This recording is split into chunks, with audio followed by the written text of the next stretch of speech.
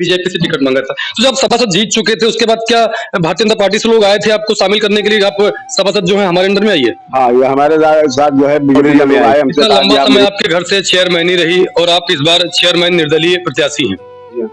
आपको पार्टी ने टिकट दिया नहीं है, आप निर्दलीय प्रत्याशी हैं, तो आप भारतीय जनता पार्टी के नेता थे, आप उससे संबंध रखते थे, आपने निर्दलीय पर्चा भरा, तो क्या भारतीय जनता पार्टी की तरफ से आप पर दबाव नहीं है कि आप चुनाव लड़ेंगे? बहुत बड़ा है ये डर बना है कि हमारे नाम देखिए आप एक भेज दिया गया है, नोटिस शामिल करा दी गई है कि ये पंकज अग्रवाल शायद इससे डर कर बैठ जाएं, तो पंकज अग्रवाल डरने वाले नहीं है। तो मतलब क्या, क्यों दी गई नोटिस? ये नोटिस दीजिएगा, मैं आपको पार्टी से निष्कासित करूंगा।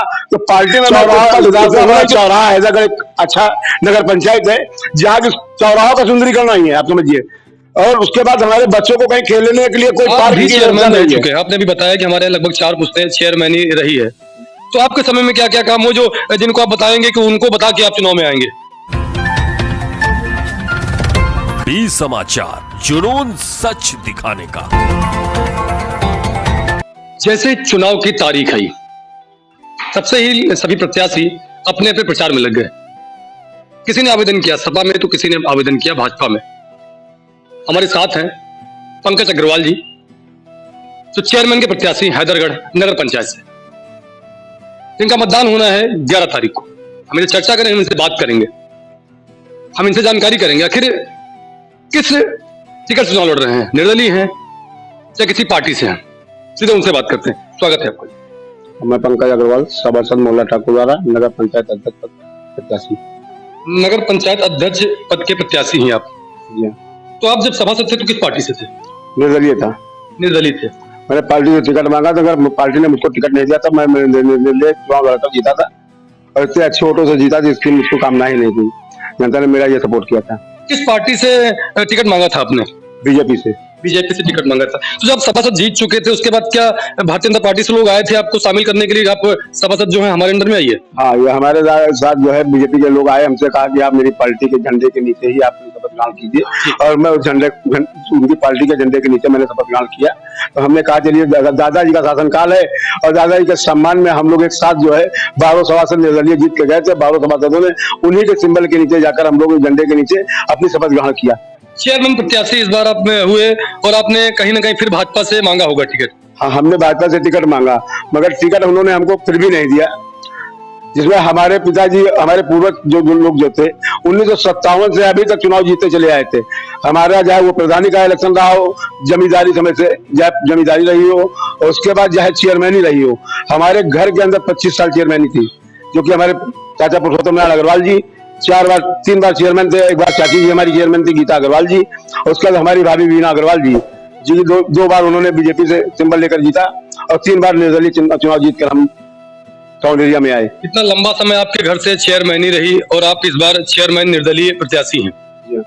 आपको पार्टी ने टिकट दिया नहीं है, आप निर्दलीय प्रत्याशी हैं, तो आप भारतीय जनता पार्टी के नेता थे, आप उससे संबंध रखते थे, आपने निर्दलीय पर्चा भरा, तो क्या भारतीय जनता पार्टी की तरफ से आप पर दबाव नहीं है कि आप चुनाव न लड़िए?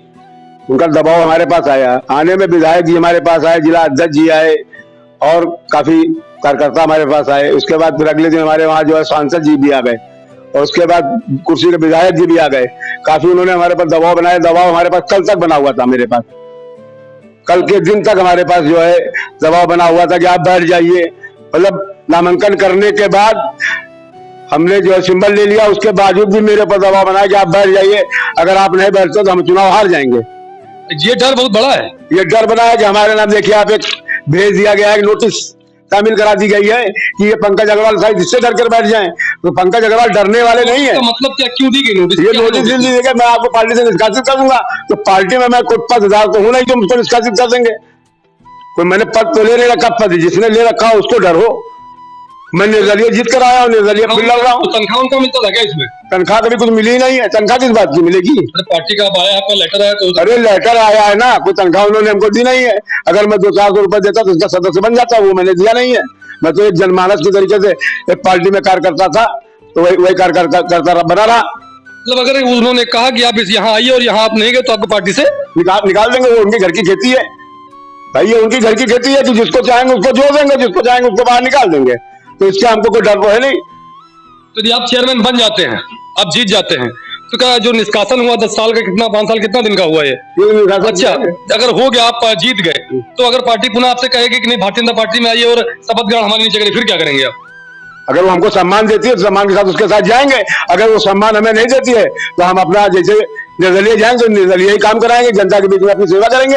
जो सेवा भाव से हम आ रहे हैं, हमको किसी प्रकार का कोई डर तो है नहीं। जैसे वो बताते हैं हम बुलडोजर भेज देंगे, हम आपके ऊपर कार्रवाई करा सकते हैं, तो वो सक्षम में करा सकते हैं, क्योंकि गवर्नमेंट ऊपर से लेकर नीचे तक। आप चुनाव इससे लड़ेंगे तो आपका घर गिर जाएगा क्या? अगर आप निर्दलीय लेंगे तो? अरे भाई गिरवा दे, अगर उनके पास है तो गिरवा दे, तो हमको डर थोड़ी होता। हम तो निर्दलीय हैं और जनता मेरे साथ है, तो जनता के साथ रहने वाला और जनता के बीच में काम करने वाला कभी किसी से डरता नहीं है। वो सामने शेर भी अगर सम्मुख खड़ा हो, काल भी खड़ा हो, तो उससे डरने वाले व्यक्ति हम नहीं है, क्योंकि मैंने उस घर में जन्म नहीं लिया है।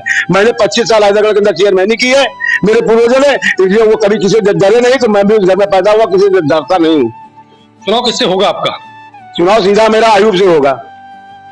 कई प्रत्याशी सामने, भारतीय जनता पार्टी का जो प्रत्याशी उतारा गया है, जिसके आप कार्यकर्ता थे, जिसके नेता थे आप, तो क्या उससे आपको चुनाव नहीं है? उनसे चुनाव हमारा होगा नहीं, क्योंकि जनता उनको खुद जवाब देगी उन्होंने 5 साल में किया क्या है जनता के लिए।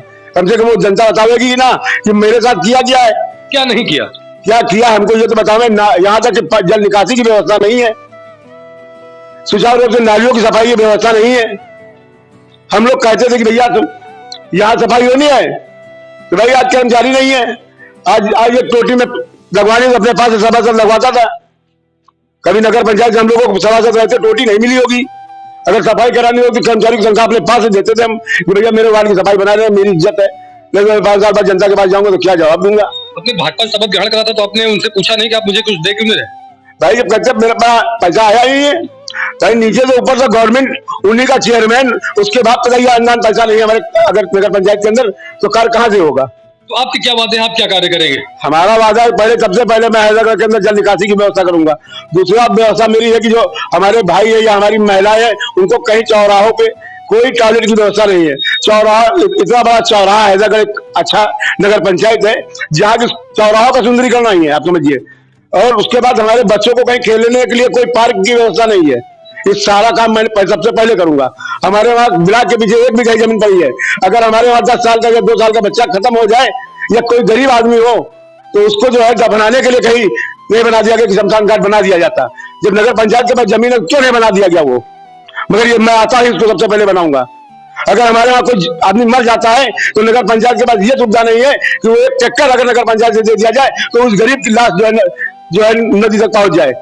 उसकी व्यवस्था एक जनमानस अपने अपने घरों से देता है कि इनकी मिट्टी वहां तक पहुंच जाए। ये हमारा कर्तव्य होना चाहिए कि हम नगर पंचायत के चेयरमैन हैं। वो तो कहते हैं कि हर मोहल्ले में लाइटों का अंबार लगा हुआ है, कई सारी लाइटें लगी है, खंभे पे 4-4 लाइटें लगी हुई हैं। अरे कौन सी लाइटें लगी हैं? कहीं गिने चुने मोहल्लों में काफी लाइटें लगवा दी होगी। 12 वार्ड में अभी विधायक जी द्वारा उनको लाइटें दी गई है, तो 12 वार्ड में एक लाइटें लगवा दी तो बता दिया लग गई लाइटें।